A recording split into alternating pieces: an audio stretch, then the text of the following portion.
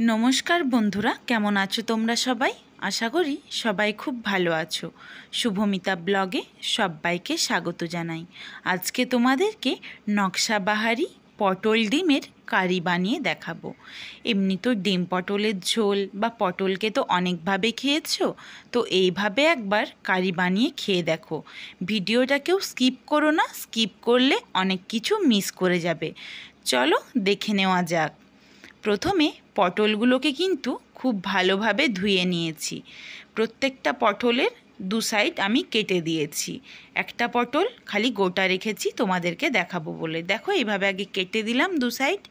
এরপর গায়ের ছালটা এইভাবে ঘষে ঘষে ছিলে নিতে হবে। তোমরা চাইলে কিন্তু এটা ছুরি দিয়েও করতে পারো। আমার বটিতে একটু সুবিধে হবে, এই জন্য আমি বটিতেই গড়লাম। দেখো এইভাবে গাটা পরিষ্কার হয়ে গেছে। এরপর দুভাগ করে নেব। করে নেওয়ার পর গাগুলো দেখো কিভাবে আমি নকশা করে দেব। এরমভাবে কিন্তু পুরোটা কাটবো না, দেখো একটু কিন্তু গ্যাপ রেখে দিয়েছি। দেখো কত সুন্দর একটা নকশা হয়ে যাচ্ছে। এইভাবে পুরো পটলগুলোর আমি গাগুলো ঠিক এইভাবেই কেটে নেব। এইভাবে কিন্তু যদি তোমরা পটলটা কাটো, পটলের মধ্যে লবণ, হলুদ, সমস্ত তরকারির টেস্ট একসাথে লবণের মধ্যে চলেও যায়, আর দেখতেও খুব সুন্দর হয়। একটা অন্য ধরনের রেসিপি, বাচ্চা বড় সবাই কিন্তু খুব পছন্দ করে। চলো, পটলগুলো আমার সব কাটা হয়ে গেছে। দেখো এইভাবে কিন্তু কেটে নিয়েছি। দেখিয়ে দিলাম আরও একবার তোমাদেরকে, খুব ভালোভাবে দেখে নিও। এরপর পরিমাণ মতো লবণ দিয়ে দেব পটলগুলোতে, দিয়ে খুব ভালোভাবে কিন্তু মেখে নিতে হবে। এইভাবে কাটার জন্য কিন্তু লবণটা খুব ভালোভাবে পটলের মধ্যে চলে যাবে। তোমরা তোমাদের পরিবারের লোক অনুযায়ী কিন্তু পটলটা বাড়িয়ে বা কমিয়ে নিও। চলো এরপর মশলাটা দেখিয়ে দিই। 3টে মিডিয়াম সাইজের পেঁয়াজ কুচিয়ে নিয়েছি, 1 টেবিল স্পুন আদা বাটা, 1 টেবিল স্পুন রসুন বাটা, আর রয়েছে একটা বড় সাইজের টমেটোকে কুচি করা। এরপর ডিমগুলোও কিন্তু ওই সেম যেইভাবে পটল কেটেছি ওইভাবে ডিমের গাটা সেমভাবেই কিন্তু আমরা কেটে নেব। তাহলে ডিমের মধ্যেও খুব ভালোভাবে একটা নকশাও হয়ে যাবে, আর ডিমের মধ্যে লবণ, হলুদ, লঙ্কা খুব ভালোভাবে কিন্তু ঢুকে যাবে। দেখো গাগুলো ঠিক এইভাবে নকশা করেছি। এইভাবে নকশা করলে কিন্তু ভাঙবেও না, কিছু হবে না। খালি আমি যেইভাবে করেছি একটু সাবধানে দেখে তোমরা করে নিও। এরপর একটা কড়াই বসিয়ে কিছুটা পরিমাণে সর্ষের তেল গরম করে নিয়েছি। এরপর কেটে নেওয়া ডিমগুলো দিয়ে দিলাম। ডিমগুলোর মধ্যে লবণ দিয়ে দিলাম পরিমাণ মতো, আর দেব অল্প পরিমাণ মতো হলুদের গুঁড়ো দিয়ে ভালোভাবে নেড়েচেড়ে কিন্তু একটু লাল করে ভেজে নিতে হবে ডিমগুলো।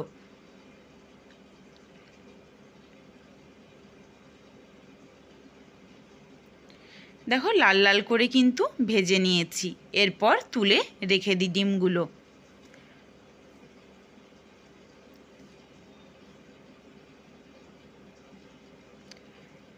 ডিমটা তুলে নিলাম। দেখো যেটুকু তেল রয়েছে ওর সাথে আর অল্প একটু আমরা তেল দেব। অল্প একটু তেল দিয়ে দিলাম হলুদের গুঁড়ো। এরপর নকশাবাহারি পটলগুলো ভেজে নেব। ঢাকনা দেওয়ার কোনো প্রয়োজন নেই, এমনি ভাজা করলেই হবে। সুন্দরভাবে গাগুলোও কাটা রয়েছে নকশা করা, তো এটা খুব তাড়াতাড়ি সেদ্ধও হয়ে যায়। একটু লাল লাল করে ভেজে নিতে হবে। গ্যাস কিন্তু বাড়িয়ে ভাজবো না, কারণ খুব বেশি পুড়ে গেলে কিন্তু পটলের স্বাদ নষ্ট হয়ে যাবে। মিডিয়াম ফ্লেমে না ঢাকা দিয়েই পটলগুলোকে ভালো করে উল্টে পাল্টে ভেজে নিচ্ছি। দেখো এখানে লাল লাল করে পটল ভাজা হয়ে গেছে। এরপর পটলগুলোকে তুলে নিই।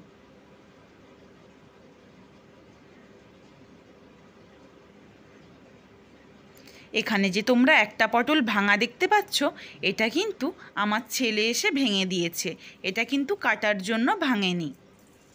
তো দেখো সর্ষের তেল দিয়েছি, আবার অল্প পরিমাণে দিয়ে দিলাম চিনি আর একটা শুকনো লঙ্কা ফোড়নে।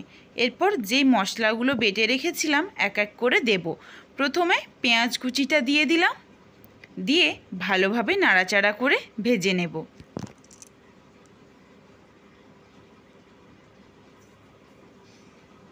খুন্তির সাহায্যে একটু পেঁয়াজগুলোকে ভেঙে ভেঙে দিচ্ছি। দেখো ভাজা হয়ে গেছে। এরপর দিয়ে দিলাম রসুন বাটা 1 টেবিল স্পুন, দিয়ে ভালোভাবে নাড়াচাড়া করে রসুনটাকেও ভেজে নিচ্ছি। মশলাটা কিন্তু পুরোটাই লো ফ্লেমে কষিয়ে নিতে হবে, আঁচ বাড়িয়ে দিলেই কিন্তু পুড়ে যাবে। লো ফ্লেমে মশলাটা আমি কষিয়ে নিচ্ছি ভালোভাবে। দেখো সুন্দরভাবে রসুন হয়ে গেছে। এরপর দিয়ে দিলাম 1 টেবিল স্পুন আদা বাটা। আদা বাটা দিয়ে আবারও ভালোভাবে কষিয়ে নিতে হবে। আদারও কাঁচা গন্ধটা চলে গেছে, ভাজা হয়ে গেছে। এরপর দিয়ে দিলাম কেটে রাখা টমেটো কুচি, দিয়ে দেব হাফ টিস্পুনেরও কম হলুদের গুঁড়ো। হলুদ কিন্তু বেশি লাগবে না, কারণ পটল ভাজার সময় হলুদ ছিল আর ডিমও হলুদ দিয়ে ভেজেছি, এই জন্য হলুদটা অল্পই দেবে তোমরাও। জল দিয়ে ভালোভাবে কষিয়ে নিয়েছি। এখানে দিয়েছি হাফ টেবিল স্পুন ঝালের জন্য লঙ্কার গুঁড়ো, আর দিয়েছি half table spoon Kashmiri red chilli powder কালারের জন্য। অসম্ভব ভালো দেখতে হয় আর অসম্ভব ভালো খেতেও হয় এই কারি। দেখো সুন্দরভাবে কিন্তু তেল ছেড়ে গেছে। এরপর জল দিয়ে দেব। জল দিয়ে ভালোভাবে নাড়িয়ে দিলাম।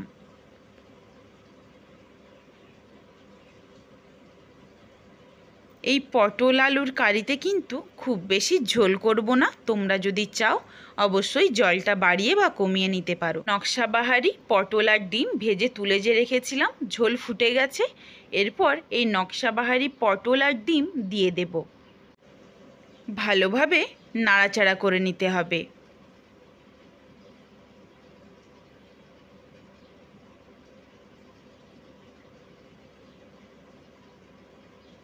মিডিয়াম আঁচে রান্নাটা এরপর করে নিতে হবে। 4 থেকে 5 মিনিট মতো খুব ভালোভাবে এইভাবেই ফুটিয়ে নিতে হবে। কালার কিন্তু চলে এসেছে।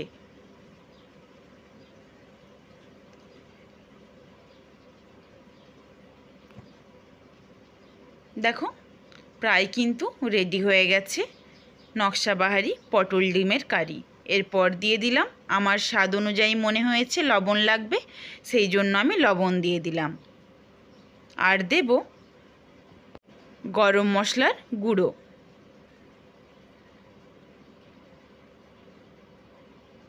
ভালোভাবে নাড়াচাড়া করে নিলাম।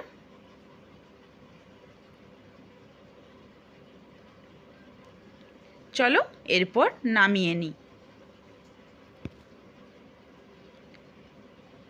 নামিয়ে নিয়েছি। দেখো কত সুন্দর একটা কালার হয়েছে, খেতেও কিন্তু অসাধারণ। যে কেউ খেয়ে বলবে যে সত্যিই একটা খাবার খেলাম। ভিডিওটা কেমন লাগলো অবশ্যই কমেন্ট করে জানিও। যদি ভালো লাগে লাইক, কমেন্ট, শেয়ার, সাবস্ক্রাইব করো, আর পাশে থাকা বেল আইকনটা প্রেস করে দিও আমার নিত্য নতুন ভিডিও দেখার জন্য। সবাই ভালো থেকো, সুস্থ থেকো। পুরো ভিডিওটা দেখার জন্য অনেক অনেক ধন্যবাদ রইল।